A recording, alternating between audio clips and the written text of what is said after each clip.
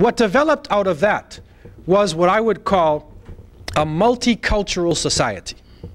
It's a multicultural society where people were allowed to be non-Muslims and have their own houses of worship. They were allowed to carry on with their arts and sciences. They were also allowed, to a certain extent, to even judge themselves. In small matters, Jewish law or Christian law would apply to the people within their enclaves, within their areas. The general law of the land was the law of Islam. Also, it was a common thing to find a person in what the Muslims call Al-Andalus. It was a common thing to find a person who could speak Arabic and a dialect of Spanish and could read Latin.